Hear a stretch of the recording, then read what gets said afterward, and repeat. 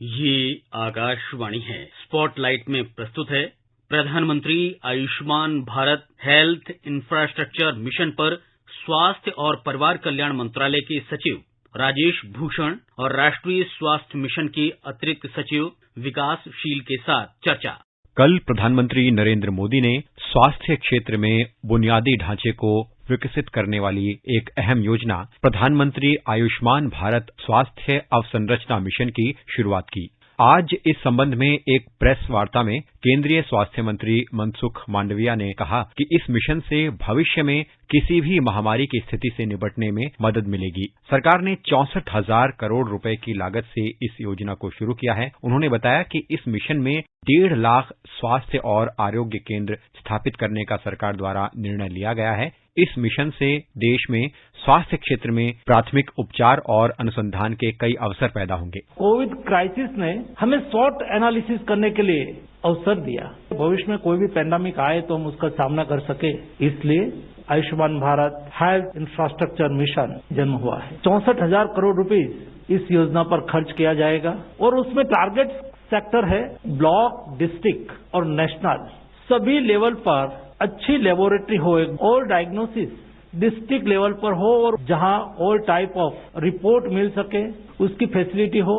एक इतनी महत्वपूर्ण योजना है जिसके तहत अगले 5 साल में एक डिस्ट्रिक्ट में 90 करोड़ से 100 करोड़ रुपए का खर्च एवरेज किया जाएगा। इससे अगले दिनों में आने वाली कोई भी पैंडेमिक में लड़ने के लिए देश को सक्षम बनाएगा। विषय पर चर्चा करने के लिए हमारे साथ कार्यक्रम में जुड़ रहे हैं स्वास्थ्य एवं परिवार कल्याण मंत्रालय के सचिव राजेश भूषण और राष्ट्रीय स्वास्थ्य मिशन के अतिरिक्त सचिव विकासशील। सबसे पहले राजेश जी, आपसे जानना चाहेंगे कि जिस तरह से इस मिशन का उद्देश्य है कि देश में स्वास्थ्य क्षेत्र में बुनियादी ढांचे को पुख्ता किया जाए, किस तरह से इस मिशन को स्वास्थ्य क्षेत्र में अहम माना जा रहा है? इस मिशन को देखने से पहले ये जरूरी है कि मिशन के परिप्रेक्ष्य को हम समझें। मैं आपको स्मरण दिलाना चाहूंगा कि जब माननीय प्रधानमंत्री जी ने 15 अगस्त को राष्ट्र को संबोधित किया था लाल किले से, तो उन्होंने कहा था कि विकास योजनाओं में हमारी जो अप्रोच होनी चाहिए वो सैचुरेशन मोड पर आधारित होनी चाहिए। इसका अर्थ ये हुआ कि जो भी काम हम करते हैं उसको हम यूनिवर्सल तरीके से करें, उसका लाभ सब लोगों को मिले। तो उस परिप्रेक्ष्य में ये सोचा गया कि हेल्थ इंफ्रास्ट्रक्चर को मजबूत करने के लिए, विशेषकर जो पिछले 1.5 वर्षों का महामारी को झेलने का और उससे मुकाबला करने का देश का अनुभव रहा है, उसके आधार पर हम एक Ayushman Bharat health infrastructure mission के नाम से इस प्रकार की योजना बनाएं जिससे कि ब्लॉक के लेवल पर, डिस्ट्रिक्ट के लेवल पर, स्टेट के लेवल पर जो स्वास्थ्य की आधारभूत संरचनाएं हैं, हेल्थ इंफ्रास्ट्रक्चर है, उसको मजबूत किया जाए और उसको यूनिवर्सलाइज किया जाए। तो इस सोच के साथ प्रधानमंत्री हेल्थ इंफ्रास्ट्रक्चर मिशन, जो कि आयुष्मान भारत की बड़ी संकल्पना का हिस्सा है, प्रारंभ किया गया। कल प्रधानमंत्री ने अपने संबोधन में कहा कि समाज के हर व्यक्ति को स्वास्थ्य सुविधाओं का लाभ मिले और जो दूर दराज के क्षेत्र में रहने वाले लोग हैं उन तक स्वास्थ्य सुविधाएं आसानी से पहुंचे, उन्हें बड़े शहरों में अपनी बीमारियों की जांच के लिए या इलाज के लिए ना जाना पड़े। इस मामले में ये हेल्थ मिशन एक मील का पत्थर साबित होगा। इसे आप कैसे देखते हैं? जो संबोधन माननीय प्रधानमंत्री जी ने दिया, उन्होंने उस संबोधन में कहा कि अगर हम इस इंफ्रास्ट्रक्चर मिशन को बहुत नजदीक से देखें तो इसमें 2 प्रमुख तरीके के काम हो रहे हैं। एक काम है लोगों की बीमारी के ट्रीटमेंट और उसके जांच, उससे संबंधित है, और दूसरा जो भाग है वो है सर्विलेंस और रिसर्च। अगर जांच और ट्रीटमेंट वाले भाग को पहले हम देखें तो इस इंफ्रास्ट्रक्चर मिशन के अंतर्गत देश के हर ब्लॉक में एक पब्लिक हेल्थ लैब की स्थापना होगी। इससे क्या लाभ होगा? इससे लाभ ये होगा कि जो जांच या जो टेस्ट मुझे अभी कराने के लिए एक ग्रामीण के रूप में जिला मुख्यालय जाना पड़ता था या नजदीकी शहर में जाना पड़ता था, अब मैं अपने ब्लॉक हेडक्वार्टर में जाकर करवा सकता हूँ। तो पैसा बचेगा, समय बचेगा, मुफ्त में जांच होगी और समय रहते मुझे पता चलेगा कि मैं किस बीमारी से ग्रसित हूँ। तो जांच का एक बहुत बड़ा infrastructure, universal infrastructure, saturation mode पर इंफ्रास्ट्रक्चर ये बनेगा। ट्रीटमेंट के लिए ऐसे सभी जिले देश के जिनकी आबादी, जिनकी जनसंख्या 5 लाख से ज्यादा है, वहां एक क्रिटिकल केयर यूनिट बनेगी, यानी जो एग्जिस्टिंग जिला अस्पताल है उसके प्रांगण में, उसके कॉम्प्लेक्स में एक नई बिल्डिंग बनेगी जो कि आपको क्रिटिकल केयर बेड एडिशनल उपलब्ध कराएगी। कि वो बेड होंगे जिनके साथ ऑक्सीजन की सुविधा है, जिनके साथ वेंटिलेटर की सुविधा है, यानी आप आसानी से ट्रीटमेंट भी पा सकते हैं। अगर अस्पताल में भर्ती होने की नौबत आती है तो जिला के ही अस्पताल में भर्ती होने की आवश्यकता होगी, कहीं दूर नहीं जाना पड़ेगा। तो ये तो ट्रीटमेंट और जांच वाला पहलू हुआ। जो सर्विलेंस और रिसर्च का पहलू है, देश में 4 नए नेशनल इंस्टीट्यूट ऑफ वायरोलॉजी की स्थापना होगी। वर्तमान में केवल एक है। इस प्रकार का अनुसंधान, रिसर्च, जांच केवल एक NIV में होती है, अब 4 और हो जाएंगे। उसी प्रकार national centre for disease control जो अभी दिल्ली में है, NCDC, उसके 5 राष्ट्रीय शाखाएं होंगी। देश भर में NCDC जो सर्वेलेंस का काम देखते हैं उनकी भी शाखाएं होंगी। ये भी सैचुरेशन मोड पर काम करने का एक तरीका है। इस योजना से एक तरफ चिकित्सकों की संख्या बढ़ेगी, वहीं चिकित्सा के क्षेत्र में रोजगार की भी संभावनाएं बढ़ेंगी। जिस तरह से इस मिशन के तहत कई मेडिकल कॉलेजेस की शुरुआत की जा रही है, तो उससे जो विद्यार्थी चिकित्सा के क्षेत्र में आना चाहते हैं उन्हें शिक्षा का मौका मिलेगा और विशेष रूप से जिन राज्यों में ये मेडिकल कॉलेज स्थापित हो रहे हैं वहां भी अर्थव्यवस्था के नए अवसर मिलेंगे। तो किस तरह से ये मिशन कई तरह की संभावनाओं को खोल रहा है। चाहे वो जांच की सुविधाओं के प्रयास हैं जो कि ब्लॉक लेवल पर हो रहे हैं, ट्रीटमेंट की सुविधाओं के प्रयास हैं जो कि जिला के लेवल पर हो रहे हैं, या NCDC की शाखाएं हैं या NIV की शाखाएं हैं, एक 24/7 रीजनल कंट्रोल सेंटर्स की स्थापना होगी। अब में मैन पावर की आवश्यकता है। वो मैन पावर स्थानीय मैन पावर, आप जहां भी ये कार्य कर रहे हैं वहां के नौजवानों को, वहां के लोगों को ये अवसर प्राप्त होंगे कि वो इन संस्थानों में अपनी सेवाएं दें। मेडिकल एजुकेशन इससे थोड़ा सा भिन्न मुद्दा है। यहाँ महत्वपूर्ण बात यह है कि आज से 7 बरस पूर्व the number of medical colleges in our country was very limited. हमारे यहाँ मेडिकल कॉलेजेस की संख्या सीमित थी। पिछले 7 वर्षों में केंद्र सरकार ने 157 मेडिकल कॉलेज स्वीकृत किए, 157, ह्यूज नंबर। अनेकों का इससे पहले हो चुका है। आपने, मैंने, हम सब ने देखा है, जब भी कोई मेडिकल कॉलेज अस्पताल कहीं खुलता है तो उसके अगल बगल एक छोटा शहर पनपता है। कुछ लोग दुकानें खोलते हैं, कुछ लोग अपने घर किराए पर देते हैं, कुछ लोग रेस्टोरेंट खोलते हैं, अन्य विभिन्न प्रकार के व्यवसाय होते हैं। तो जहां जहां ये नए मेडिकल कॉलेज कार्यरत होंगे वहां वहां रोजगार के अवसरों में बहुत भारी वृद्धि होगी।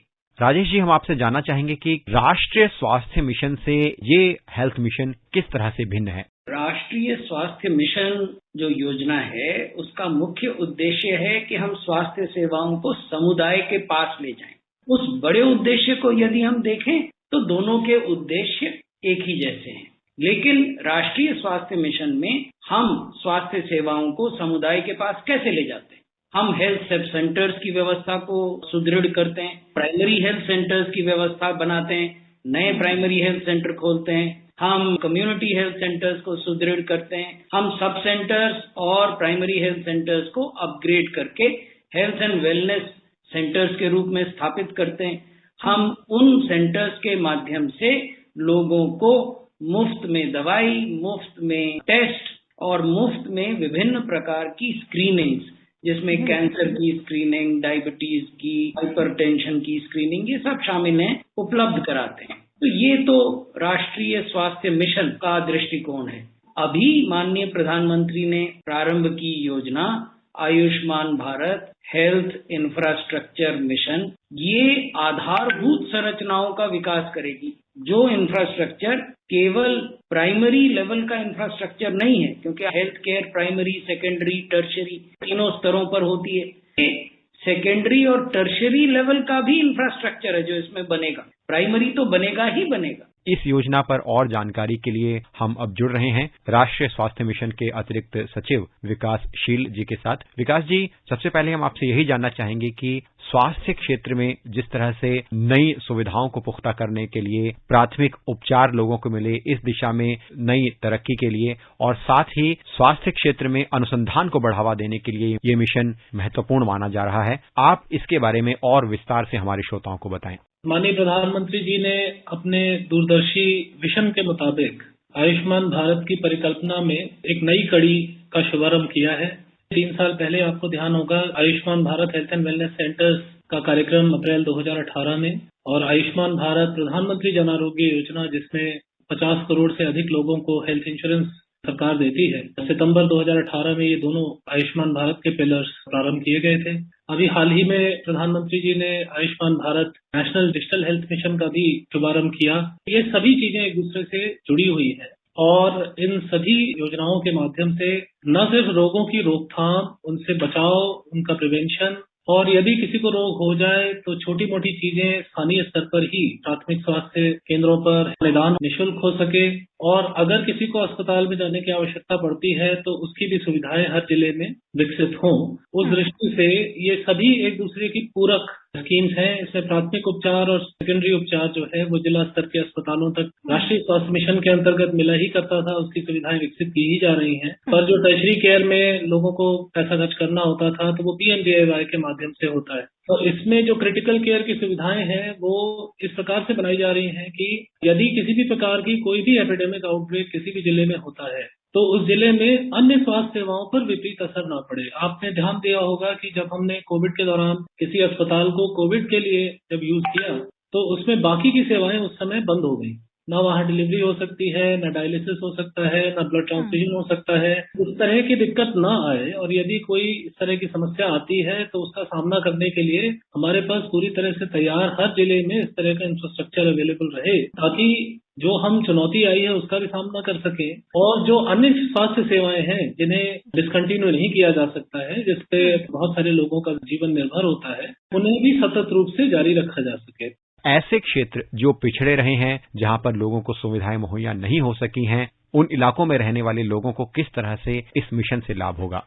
जैसा मैंने शुरू में ही बताया, माननीय प्रधानमंत्री जी की जो सोच है वो व्यापक है और हर दृष्टिकोण से हेल्थ के इंफ्रास्ट्रक्चर को, हेल्थ की सुविधाओं को इस प्रकार से विकसित करने का उद्देश्य है, तेजी से काम हो रहा है कि लोगों को छोटी छोटी चीजों के लिए अस्पताल जाना ही ना पड़े। इस प्रकार से लोग घर बैठे स्वयं बीमारियों से बचाव कर सकें। बहुत बड़े पैमाने पर टेलीकंसल्टेशन की सुविधाएं हेल्थ एंड वेलनेस सेंटर्स के माध्यम से अब विकसित की जा रही हैं। डॉक्टरी सलाह लेने के लिए भी लोगों को दूर दूर नहीं जाना पड़ेगा और हेल्थ एंड वेलनेस सेंटर्स के माध्यम से छोटी छोटी चीजें, छोटे छोटे टेस्ट और दवाइयां इत्यादि वहीं पर मिल सकेंगी। रेफरल की पूरी व्यवस्था रहेगी। अगर अस्पताल का इलाज कराना है तो जैसे मैंने बताया PMJAY के थ्रू भी किया जा सकता है। और अगर कोई ऐसी बीमारी आ जाती है जिसमें हमें सारे रिसोर्सेज को रिपर्पस करके उस बीमारी का सामना करने के लिए लगाना पड़ता है, फिर हमारी जो बाकी की हेल्थ एसेंशियल सर्विसेज हैं वो भी एडवर्सली इम्पैक्ट होती है। तो उस तरह की व्यवस्था करने का प्रयास है कि जो सामान्य काम है वो भी चलता रहे और वो भी बेहतर हो। अगर कोई समस्या कहीं आती है तो उसका मुकाबला करने के लिए हर जिले में इस प्रकार की क्षमता हो, ताकि उस जिले के नागरिकों को बहुत ज्यादा दूर न जाना पड़े, क्योंकि शासकीय चिकित्सालयों में नीति अनुसार उपचार निःशुल्क होता है, तो उसमें पैसे की भी बचत हो। लोग कार्यक्रम में आप जुड़े और विस्तार से हमारे श्रोताओं को इस मिशन के बारे में आपने बताया। आप दोनों का हमसे जुड़ने के लिए बहुत बहुत धन्यवाद। अभी आप सुन रहे थे प्रधानमंत्री Ayushman Bharat health infrastructure mission पर स्वास्थ्य और परिवार कल्याण मंत्रालय के सचिव राजेश भूषण और राष्ट्रीय स्वास्थ्य मिशन के अतिरिक्त सचिव विकासशील के साथ चर्चा। इसे आप हमारे mobile app news on AIR और YouTube channel news on AIR official पर भी सुन सकते हैं। कार्यक्रम के संबंध में अपनी प्रतिक्रिया आप हमें ईमेल कर सकते हैं। पता है AIRNSDtalks@gmail.com। कार्यक्रम फिर से सुनने के लिए लॉग ऑन करें हमारी वेबसाइट newsonair.nic.in।